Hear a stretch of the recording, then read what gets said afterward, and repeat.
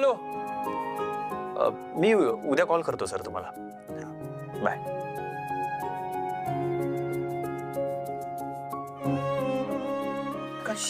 Sorry sorry sorry sorry. महत्वाचा call होता का? बहिणी तुम्ही पण बसा ना आता जेवायला. हा. अगं नाही, ते बाहेर गेलेत ना, ते आले ना की आम्ही बसू. तुम्ही घ्या जेवून. बरं ठीक आहे.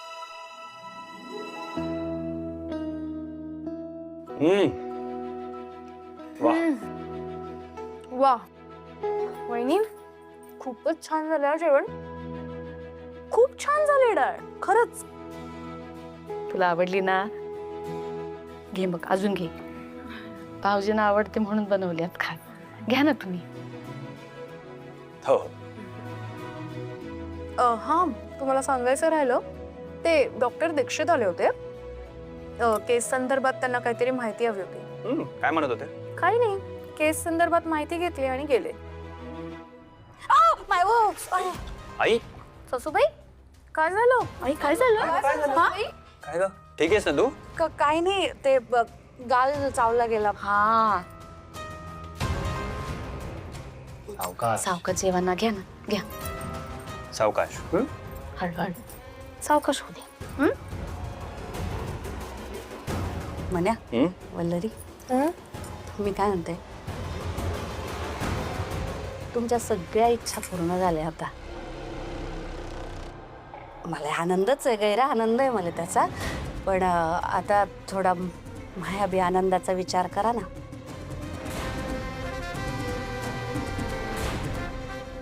काय चाललंय सासूबाई?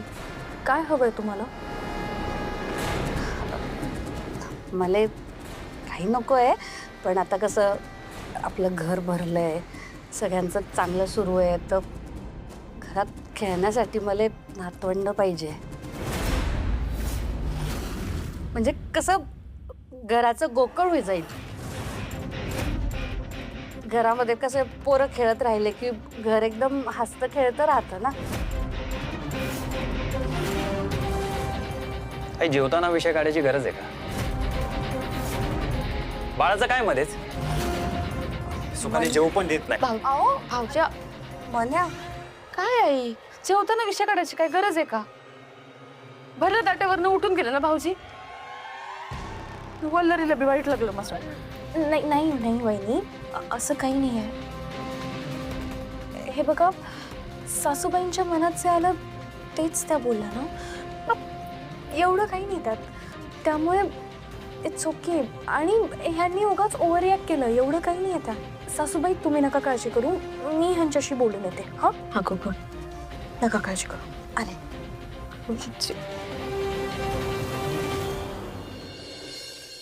काय हो तुम्ही पण ना आजकाल एक नंबरचे चिडके बिब्बे झाला.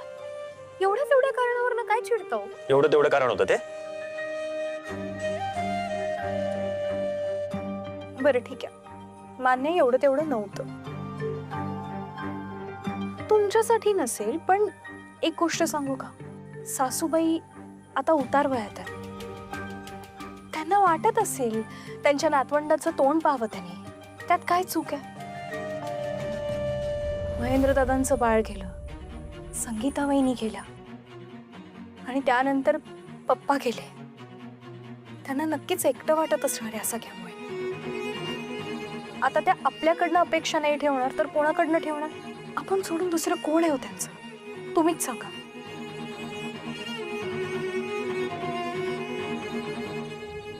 बोलू पण काय ग, काय झालं? काही नाही, जेवायला बसलो होतो, सासूबाईंनी बाळाचा विषय काढला, मग काय चिडलेच आहेत. न जेवता खाली निघून आले. तुम्हीच सांगा त्याच्यात आहे काय घाई आहे बाळाची? व्हायचं तेव्हा होईल ना. हो, पण त्यात एवढं टेन्शन घेण्यासारखं काय आहे? हवं तर तुम्ही जाऊन डॉक्टरला भेटून या ना, एवढं ऍडव्हान्स झालंय सगळं. हो त्याच्यातही तुम्ही तरी असं बोलू नका. का तुम्ही पण त्यांच्यासारखाच विचार करताय? काय सगळ्यांचं बाळ बाळ बाळ चाललंय? व्हायचं तेव्हा होईल बाळ. ऐकून घ्या. अरे मनोज, तेजताई सॉरी, तेजताई यांच्या वतीने मी सॉरी म्हणते.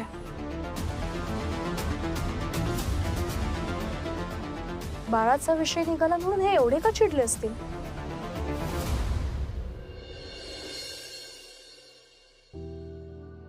अजून राग गेला नाहीये?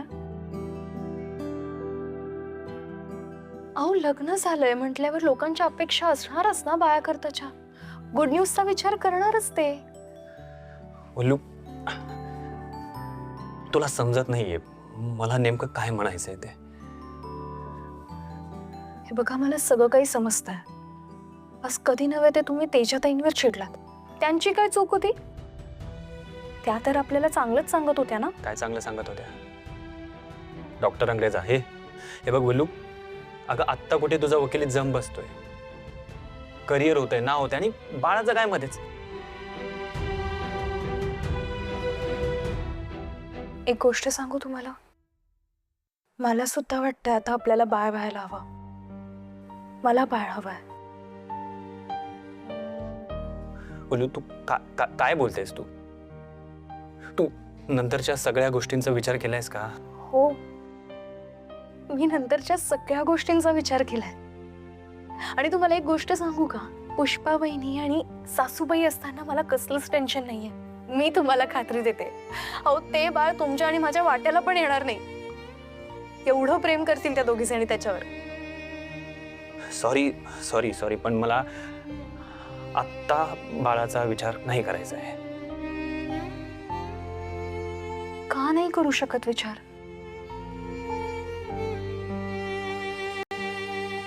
मला माहितीये, असं म्हणतात जगातलं सगळं सुख एकीकडे आणि आई वडील व्हायचं सुख एकीकडे. बोलू ऐक, नाही बघ, ह्या सगळ्या कल्पनेतल्या गोष्टी आहेत. मला वास्तवात जगायला आवडतं आणि आपलं वास्तव हेच आहे की आपण आता बाळाचा विचार करायचा नाही, बस. हो का? मग मला एक गोड गोंडस बाळ असायला हवं असं कोणी लिहिलं होतं डायरीमध्ये? सांगा ना. काय झालंय? तुम्हाला मला काही सांगायचंय का? काही शेअर करायचंय का? बोला ना. काही घडलंय का? जाऊ दे, नाही हा विषयच नको. पुन्हा मला माझं डोकं दुखतंय, मी झोपतो. अहो पण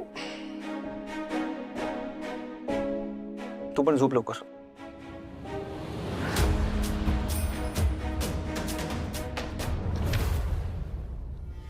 श्वेता, माझी ना एक कंप्लेंट आहे तुझ्याकडे. कसली तक्रार ग? कंप्लेंट इज की यू आर अवॉइडिंग अस. काय ग तेजा, असं काही नाहीये. तुला पण माहितीये चांगलंच. हो का? नाही, मला नाही वाटत. तुला आठवणच नाही येत आमची. म्हणजे बघ ना, आधी पण तुझे गाण्याचे क्लासेस चालूच होते, तेव्हा एवढी बिझी नसायचीस ग तू. आता काय झालं अचानक? ग बाई, येते ग, सारखी आठवण येते तुमची सगळ्यांची. आणि तुझी जरा जास्तच येते बघ. श्वेता, येते ना ग आठवण. ये ना भेटायला प्लीज. आता ना प्रेरणाच्या घरी जन्माष्टमीचा प्रोग्राम आहे, सगळे येणार आहेत. मला कळलं तू पण येणार आहेस. ये हा प्लीज. आपण इतक्या दिवसांनी भेटणार आहोत, सगळ्या खूप गप्पा मारू, धमाल करूया. ऐक ऐक ऐक ऐक ऐक ना. हे बघ, मी काय सांगते ते नीट ऐक. अगं त्या दिवशी ना माझ्या गाण्याच्या क्लासमध्ये एक इव्हेंट आहे आणि मला अख्खा दिवस तिथेच थांबावं लागेल बघ. मी नाही येऊ शकणार अगं, खरंच. तू खरं सांग, तू काय इतकं अवॉइड करतेस? नाही, काय प्रॉब्लेम काय तुझा? त्या दिवशी वल्लरीच्या घरी गृहप्रवेश होता, तेव्हा पण लवकर निघून गेलीस, फोनवर पण कनेक्टेड नसतेस. इतकं बिझी कोण असतं ग श्वेता? मिठू, तिची तर वेगळीच तर आहे, तर गायबच असते, कॉल नाही उचलत, काही नाही. खरं सांग, का अशी वागतेस? का टाळतेस आम्हाला एवढी? अगं मी कशाला टाळू? ऐक, हे बघ, आता मला ना अर्जंट काम आहे आणि मला जावं लागणार आहे. मी तुझ्याशी नंतर बोलते. हां, ठीक आहे, बाय.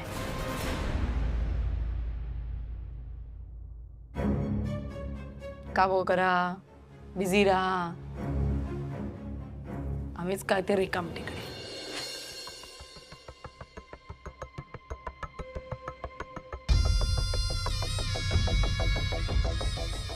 श्वेता, अहो तुम्ही तुम्ही कधी आलात? इतक्या रात्री कोणाशी बोलत होतीस तू?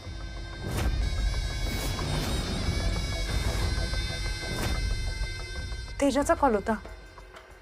गोकुळाष्टमीच्या कार्यक्रमासाठी बोलवत होती.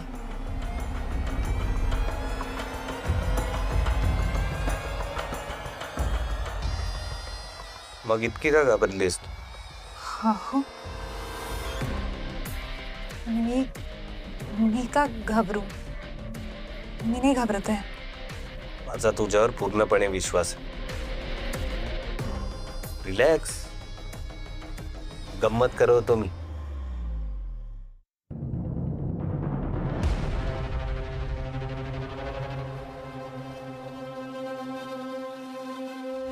कसं आहे? छान आहे ना?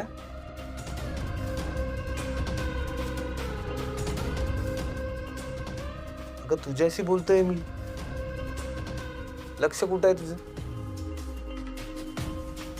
आवडला ना नेकलेस?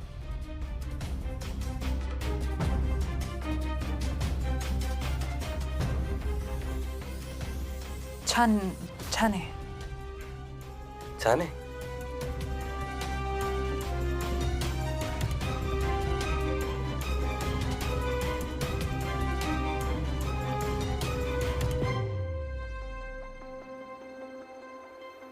आत्ता छान दिसतोय.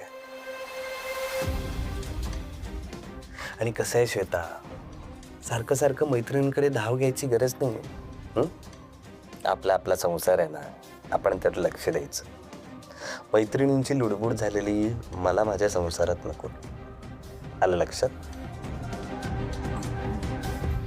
Very good.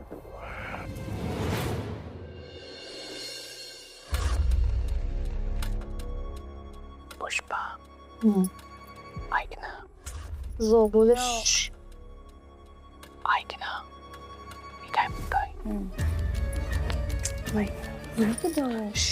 दिवसभरले कामं केली आहेत मी. जीव दमी गेला नुसता. अगं कळतंय मला. थांब, मी तुझे पायदाबी देतो म्हणजे तुला आराम पडेल. नको नको नको नको नको नको नको. कसं काय करते पुष्पा? पापात भागीदार करून घेऊ नका मला.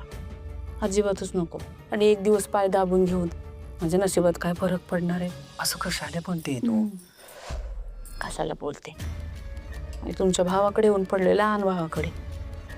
काय आश्रयासारखं राहायला लागतं इथे. स्वतःची खोली आहे का? नाही. मला नाही वाटत का तुमच्या जवळ यावं. मग कसं हे असं इथे?